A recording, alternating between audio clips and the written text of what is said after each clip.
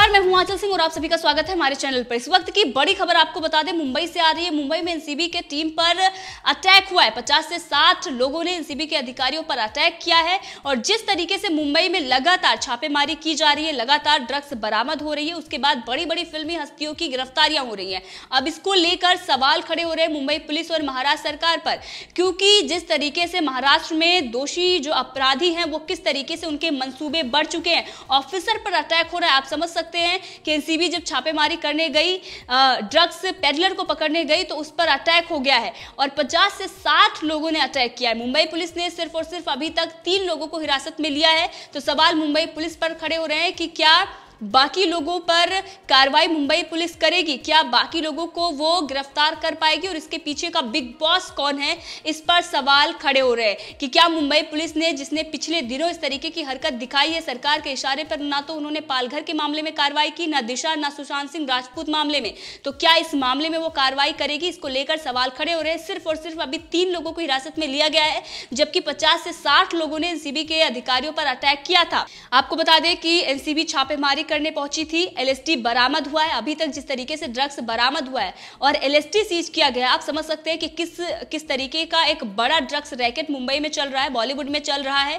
LSD जो high level का drugs माना जाता है वो बरामद हुआ है, उसको सीज किया गया है। अभी तक गांजा और बाकी जो ड्रग्स हैं वो बरामद हो रहे थे, लेकिन एलएसडी बरामद किया गया। आप समझ सकते हैं कि किस तरीके से अपराधियों के मंसूबे बढ़े हुए हैं, वो ऑफिसर पर अटैक कर रहे हैं। मुंबई पुलिस जो अभी तक 3 लोगों को ही हिरासत में ले पाती है, पालघर मामले में भी ऐसा ही हुआ था और हिरासत में लेने के बाद उनको छोड़ दिया गया था। इसी के साथ सुशांत सिंह राजपूत और दिशा सालियान मामले में किस तरीके से एफआईआर भी नहीं दर्ज हुई। अर्णव गोस्वामी पर अटैक होता है और उसके बाद तुरंत उन लोगों को बरी कर दिया जाता है। तो जो दोषी हैं, जो अपराधी हैं, उनको ये लग रहा है कि मुंबई में कोई कानून व्यवस्था नहीं है, वो ऑफिसर पर भी अटैक कर सकते हैं और उनके जो मंसूबे हैं इसी वजह से बड़े हैं। बाकी राज्यों में अगर हम देखें, उत्तर प्रदेश से हमेशा संजय राउत तो तुलना करते हैं महाराष्ट्र की, लेकिन अगर हम देखें तो उत्तर प्रदेश में किसी भी अपराधी को नहीं बख्शा जाता और सख्त से सख्त कार्रवाई होती है और इसीलिए महाराष्ट्र में जो कार्रवाई नहीं हो रही है, इसीलिए इनके मंसूबे इतने बढ़ चुके हैं।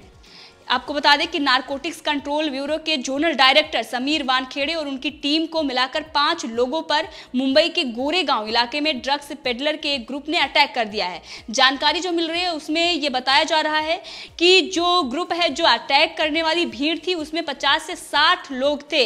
मतलब 50 से 60 लोगों की भीड़ ने एनसीबी के अधिकारियों पर अटैक किया, लेकिन मुंबई पुलिस को सिर्फ और सिर्फ 3 लोगों को ही उन्होंने हिरासत में लिए हैं। और जो ये हमला हुआ है, इस हमले में 2 अधिकारी बुरी तरह जख्मी हो गए हैं, बुरी तरह उन्हें चोटें आई हैं, दोनों का इलाज चल रहा है। समीर वानखेड़े, उनको भी चोट आई है। इसी के साथ आपको बता दें कि जिस ड्रग पेडलर को पकड़ने गए थे उसका नाम कैरी मेंडिस है और जो जानकारी हमारे पास आ रही है उसके मुताबिक मुंबई पुलिस की मदद से स्थिति को काबू में किया गया, लेकिन मुंबई पुलिस ने सिर्फ और सिर्फ 3 लोगों को ही हिरासत में लिया है। फिलहाल कैरी मांडिस को दबोच लिया गया है, जिसे पकड़ने एनसीबी गई थी। पकड़े गए आरोपियों के खिलाफ आईपीसी की धारा 353 के तहत मामला दर्ज किया गया है। जब ये अटैक किया गया उस वक्त मुंबई पुलिस नहीं थी। अटैक करने के बाद मुंबई पुलिस वहां पर पहुंचती है और 3 लोगों को ही हिरासत में लेती है। तो मुंबई पुलिस, परमबीर जो मुंबई के पुलिस कमिश्नर हैं, उन पर लोगों का ये सवाल है, उनसे लोग ये सवाल पूछ रहे हैं कि क्या मुंबई में आम आदमी की हम बात छोड़ दें, वहां पर ऑफिसर भी सेफ हैं? क्या मुंबई पुलिस उन लोगों पर ही अटैक कर सकती है जो लोग सरकार की आलोचना कर रहे हैं? उन लोगों को ही वो उन लोगों को रडार पर रखे हुए हैं जो लोग सिर्फ उद्धव ठाकरे या फिर संजय राउत पर अटैक कर रहे हैं, उन पर सवाल खड़े कर रहे हैं, उन लोगों पर ही वो कार्रवाई कर सकती है, ऐसे लोगों पर कार्रवाई नहीं कर सकती? क्योंकि बिग बॉस कौन है, इसको लेकर सवाल खड़े हो रहे हैं कि संजय राउत जो बड़ी बड़ी धमकियां देते हैं कंगना रनौत और तमाम लोगों को, क्या वो इस मामले में मुंबई पुलिस से कहेंगे कि सख्त से सख्त कार्रवाई हो, जिन लोगों ने ऑफिसर पर अटैक किया है उनके बिग बॉस तक पहुंचा जाए? क्या मुंबई पुलिस इस मामले में कार्रवाई करेगी? ये सवाल खड़े हो रहे हैं। इसी के साथ आपको बता दें कि एनसीबी के जोनल डायरेक्टर समीर वानखेड़े समेत 5 लोगों की टीम ड्रग पेडलर के खिलाफ कार्रवाई करने गोरेगांव पहुंची हुई थी और उसके बाद एनसीबी पर जानलेवा हमला हुआ। जानलेवा हमले का बिग बॉस कौन है ये अभी भी पता नहीं चला है और जिस ड्रग पेडलर को पकड़ने गई थी उसे हिरासत में ले लिया गया है। और भारती और हर्ष की गिरफ्तारी जिस तरीके से हुई और अभी तक अर्जुन रामपाल और तमाम ऐसे चेहरे सामने आए हैं जो बॉलीवुड के बड़े नाम हैं और उनकी गिरफ्तारियां होती हैं, उन लोगों पर शिकंजा कसा जाता है, उन लोगों के घर से ड्रग्स बरामद होती है, तो एक बार फिर एनसीबी के अधिकारियों पर इस तरीके का अटैक हुआ है इसलिए ताकि वो दोबारा हिम्मत ना कर सके। लेकिन इन लोगों को यह पता होना चाहिए कि केंद्रीय एजेंसियां लगातार काम करती रहेंगी, कितने भी अटैक उन पर हो जाएं, लेकिन मुंबई पुलिस के अलावा अब प्रोटेक्शन केंद्र से देना होगा एनसीबी के अधिकारियों को, क्योंकि छापेमारी वो लगातार कर रही है और उन पर जिस तरीके का अटैक हो रहा है यह बिल्कुल भी बर्दाश्त नहीं होगा। इसी के साथ आपको बता दें कुछ दिन पहले ही एनसीबी के दफ्तर में आग लग गई थी और दस्तावेज वहां पर रखे हुए थे। रिया चक्रवर्ती की गिरफ्तारी के बाद ही आग लगी थी उनके दफ्तर में और अब अटैक होता है। तो मुंबई में सरकार आंख बंद करके बैठी हुई है और मुंबई में ऑफिसर भी सेफ नहीं है। इसी के साथ आपको बता दें कि जिस तरीके का मामला मुंबई से सामने आ रहा है इसको लेकर लोग फिल्मी हस्तियों से भी सवाल खड़े कर रहे हैं। फिल्मी हस्तियां जो इसके खिलाफ दिल्ली हाईकोर्ट पहुंची हुई थी, मीडिया को इसको कवर करने से मना किया जा रहा है, बॉलीवुड की बदनामी होगी, वो लोग आज जब एनसीबी पर अटैक हुआ तो कहां पर बैठे हुए हैं? एक भी ट्वीट, एक भी बयान उन लोगों की तरफ से क्यों नहीं आ रहा है कि किस प्रकार से जो व्यापार कर रहे हैं ड्रग्स पेडलर हैं उनके जो मंसूबे हैं, जो फिल्मी हस्तियां जो ड्रग्स का इस्तेमाल कर रही हैं उनके लिंक सामने है ड्रग्स पेडलर से, तो वो लोग किस तरीके से मिली भगत करके एनसीबी के अधिकारियों पर अटैक करा रहे हैं। तो केंद्र से जिस तरीके से मदद मांगी गई थी इस पूरे मामले में, सुशांत सिंह राजपूत मामले में, और केंद्र ने सुप्रीम कोर्ट में सीबीआई जांच की बात कही थी और उसके बाद महाराष्ट्र सरकार ने इसका विरोध किया था। लगातार ऑफिसर पर वहां पर अटैक होते आ रहे हैं। इससे पहले हमने देखा कि बिहार के आईपीएस ऑफिसर वहां पर पहुंचे हुए थे, उनको क्वारंटाइन कर दिया गया था और उनको कार नहीं दी गई थी आगे जाने के लिए। इसके बाद अंकिता लोखंडे ने, जो सुशांत सिंह राजपूत की पूर्व प्रेमिका हैं, उन्होंने अपनी कार दी थी अधिकारियों को। तो ये सारी चीजें महाराष्ट्र से निकल कर आई हैं कि सरकार किस तरीके से कोऑपरेट नहीं कर रही है। इसी के साथ वो मंत्री जो लोग ये कह रहे थे कि एनसीबी को गिरफ्तारियां नहीं करनी चाहिए, उन लोगों पर भी सवाल खड़े हो रहे हैं।